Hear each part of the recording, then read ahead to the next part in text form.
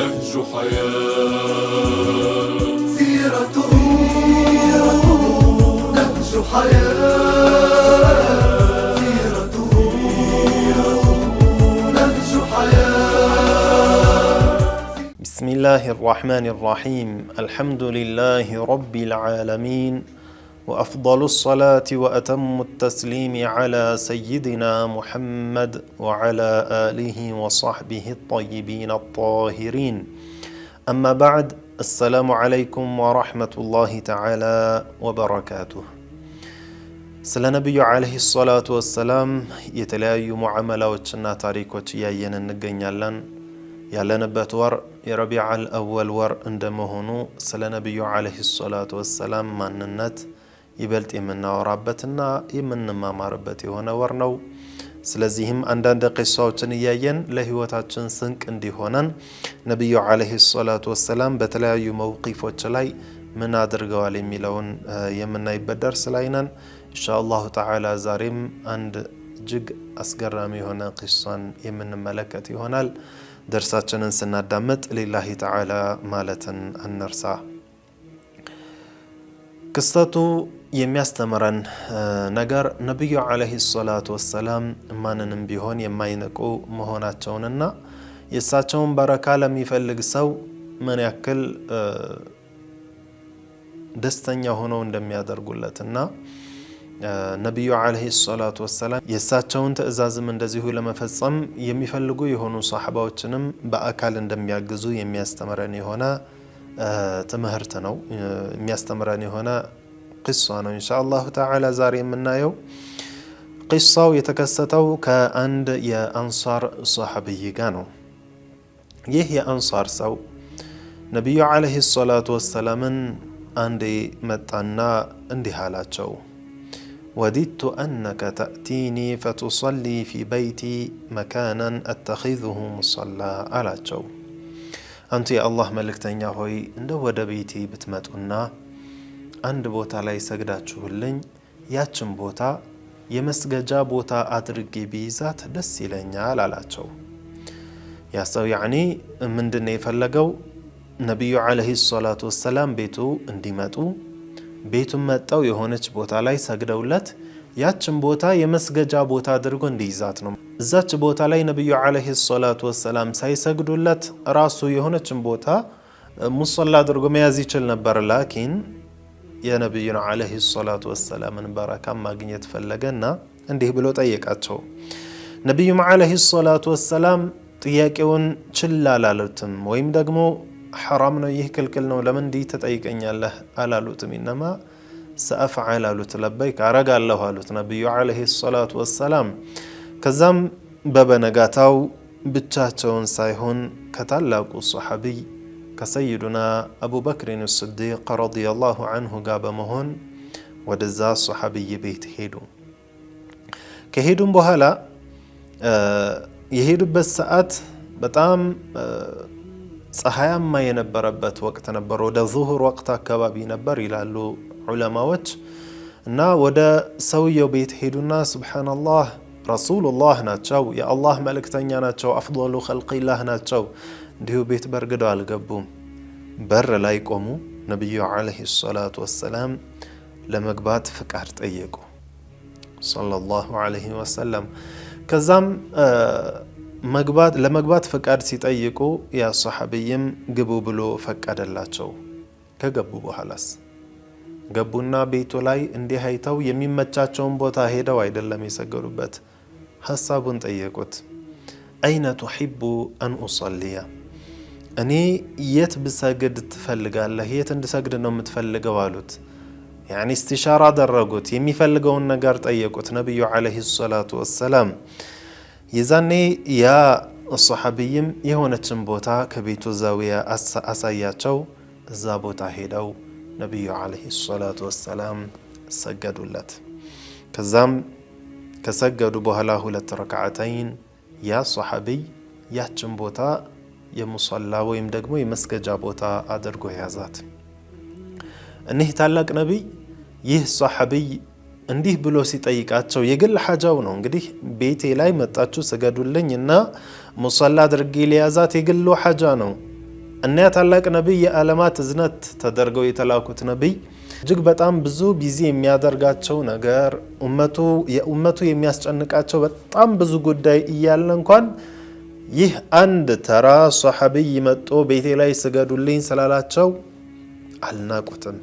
ኢነማ ብቻቸውን አይደለም ትልቁን ባልደረባቸውን ታላቁን ሷሐቢይ ሰይዱና አቡበክርን ስዲቅን ረዲየላሁ ዐንሁ ይዘው ሄደው እዛ ቦታ ላይ ሰገዱለት፣ ሐጃውን ፈጸሙለት። እዚህ ታሪክ ላይ ብዙ ነገር እንማራለን። አንደኛውና ትልቁ የነቢዩን ዓለይሂ ሰላቱ ወሰላምን በረካ መፈለግ ነው። ሶሐባዎች ይህንን ያረጉ እንደነበረ እንማራለን። በተለያዩ መዋቂፎች በተለያዩ ክስተቶች ነቢዩ ዓለይሂ ሰላቱ ወሰላም በሳቸው ሶሐባዎች ተበሩክ ሲያደርጉ አይተው ዝም ያሉበት ሁኔታ አለ። እንዲያውም እንዲያደርጉም የገፋፉበት ሁኔታ አለ። ሐጅ በሚያደርጉበት ሰዓት ጸጉራቸውን ተላጭተው ለሶሐባዎች አከፋፍለዋል። እንደምናውቀው እኛ ጸጉራችንን ተላጭተን ጥፍራችንን ቆርጠን የምናደርገው ምንድነው? እንቀብራለን አይደለም?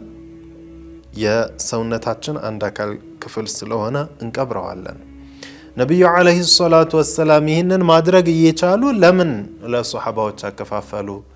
ሶሐባዎች ተበሩክ እንዲያደርጉበት። ነቢዩ ዓለይሂ ሰላቱ ወሰላም ውዱእ በሚያደርጉበት ሰዓት የውዱአቸው ውሃ ተራፊው መሬት አይነካም። ኢነማ የሚያርፈው ከአንድ ሶሐቢይ እጅ ላይ ነበር። ያ ሶሐቢይ እጁ ላይ አድርጎ ምን ያደርገዋል? ፊቱን ይቀባዋል፣ ሰውነቱን ይቀባዋል። ለምን? የውዱአቸውን የተራፊውን በረካ ለማግኘት ብሎ ሶሐባዎች ይህንን ያደርጉ ነበረ። ይህም ሶሐቢይ እንግዲህ ቡኻሪና ሙስሊም የዘገቡት ሐዲስ ነው። ቤቴ መጣችሁ ስገዱልኝ፣ ያችን ቦታ ሙሰላ አድርጌ እንዲይዛት በማለት ጠየቃቸው። እሳቸውም ሄደው ሰገዱለት ማለት ነው። ነቢዩ ዓለይሂ ሰላቱ ወሰላም እሳቸው የሰገዱበትን ቦታ ሄዶ ተበሩክ ማድረግ እንደሚቻል የሚያመላክተን ነው ማለት ነው። ስለዚህ እኛም አላሁ ተዓላ ብሎልን በዑምራም ሆነ በሐጅም ወደ መዲና ጉዞ ካደረግን ወደ መካ ጉዞ ካደረግን ነቢዩ ዓለይሂ ሰላቱ ወሰላም ተበሩክ ያደረጉባቸውን ቦታዎች ነቢዩ ዓለይሂ ሰላቱ ወሰላም የነበሩባቸው ቦታዎች ላይ የሰገዱባቸው ቦታዎች ላይ ሄደን መስገድ ራሱን የቻለ በረካ አለውና ይህንን ወደ ኋላ ማለት የለብንም። አላህ ይወፍቀንና ስለዚህ ይህ ነገር የሚቻል ለመሆኑ የሐዲስ የሚያስረዳን ነው። ሌላው የምንማረው ነገር ነቢዩ ዓለይሂ ሰላቱ ወሰላም ወደዚህ ሰው ከሄዱ በኋላ ቤቱ ላይ ዘለው አይደለም የገቡት፣ አስፈቅደው ነው የገቡት። እኛም የትኛውም ቦታ ላይ በምንገባበት ሰዓት አስፈቅደን መሆን እንዳለበት ያስተምረናል። ከዛም ከገቡ በኋላ ሐጃውን ለመፈጸም ሲፈልጉ ሰውየውንም እስቲሻራ አድርገውታል። የት እንድሰግድ ትወዳለህ? አይነ ቱሒቡ አን ኡሰሊ፣ የት እንድሰግድልህ ነው የምትፈልገው ብለው ነው የጠየቁት። እኛም ሰዎች ከኛ የሆነ ሐጃ ቢፈልጉም ሙሻወራ ማድረግ፣ እነሱ ጋር ማውራት፣ ሐሳባቸውን መቀበል የሚባለውን ነገር መማር እንዳለብን፣ ከዛም በላይ ደግሞ ቀዳኡ ሐዋኢጅ ናስ የሰዎችን ሐጃ ቀዳእ ማድረግና መፈጸም የነቢዩ ዓለይሂ ሰላቱ ወሰላም አንዱ አስተምህሮታቸው እንደሆነ የምንማርበት ነው ማለት ነው። ሌላው የምንማረው ነገር ያ ሶሐቢይ የፈጸመው ነገር ቤቱ ውስጥ ሙሰላ አድርጎ መያዝ የሚባለው ነገር እንዳለና እሳቸው ያስተማሩትን ነገር መፈጸም እንደፈለገ ያመላክተናል። ነቢዩ ዓለይሂ ሰላቱ ወሰላም በሐዲሳቸው ምን ብለዋል? ላ ተተኺዙ ቡዩተኩም ቁቡራ፣ ቤቶቻችሁን ልክ እንደ ቀብር እንዲሁ አንድ የተዘግተው የሚተው ቦታ አታድርጓቸው፣ ሶላት ስገዱባቸው ብለው ነቢዩ ዓለይሂ ሰላቱ ወሰላም አዘዋል። በአንድ ሐዲሳቸው ሙስሊም በዘገቡት ሐዲስ ምን ብለዋል? ኢዛ ቀዳ አሐዱኩም ሶላተሁ ፊል መስጅዲ፣ አንዳችሁ መስጅድ ላይ ሶላትን ከሰገደ ፈርድ የሆነን ሶላት ፈልየጅዐል ሊበይቲሂ ነሲበ ሚን ሶላቲሂ፣ ለቤቱም ከሶላቱ ያካፍለው። ፈኢነ አላህ ጃዒሉን ፊ በይቲሂ ሚን ሶላቲሂ ኸይራ፣ አንድ ሰው ቤቱ ውስጥ ሶላትን የሚሰግድ ከሆነ ቤቱ ላይ ኸይርን እንዲኖር ቤቱ ኸይር እንዲሆን ያደርገዋል ብለዋልና እኛ ቤታችን ላይ እንዲሁ የማይሰገድበት አናደርገው። ፈርዱን መስጂድ ላይ ከሰገድን ሱናችንን ቤት ላይ መስገድ፣ ፈርድም ሱናም መስጂድ ከሰገድን ቤት ሄደን ዊትርን መስገድ የመሳሰሉ ነገራቶችን ብናደርግ የተወደደ የሆነ ነገር ነው ማለት ነው። ቤታችን ላይ ሶላት እንስገድበት፣ ቁርአን እንቅራበት፣ ኸይር ይበዛበታል ማለት ነው። ሸይጣንም እዛ ቤት ላይ የመግባት አቅም አይኖረውም ማለት ነው። እና እንዲህ እያሉ ነቢዩ ዓለይሂ ሰላቱ ወሰላም አስተምረዋል። ሰሓባዎች የሆነ የግል ሐጃ ኖሯቸው፣ የግል ጉዳይ ኖሯቸው፣ የግል ጥቅም ኖሯቸው መጠው ሲያናግሯቸው ካለባቸው ኃላፊነት ጋር ግን እያንዳንዱ ሰው ሐጃ ይፈጽሙ የነበሩ ታላቅ ነብይ ናቸው። የኛ ነብዩ ሙሐመድ ዓለይሂ ሰላቱ ወሰላም እንደግመዋለን። አሁንም ይህ ወር የነብዩ ዓለይሂ ሰላቱ ወሰላም የተወለዱበት ወር ነው። ዚክራቸውን፣ ታሪካቸውን፣ ሲራቸውን፣ የዊላዳቸውን ሁኔታ እያወራን የምንማማርበት በሳቸው ባህሪ ለመጣነጽ የምንጥርበት የሆነ ወር ነው። አላሁ ተባረከ ወተዓላ ሙሉ ኢትባዕንና ሙሉ መከተልን አላህ እንዲወፍቀን እየለመንን በሳቸው መወለድ የምንደሰትበት ወር ነው። አላሁ ተባረከ ወተዓላ በሰማነው ተጠቃሚዎች ያድርገን።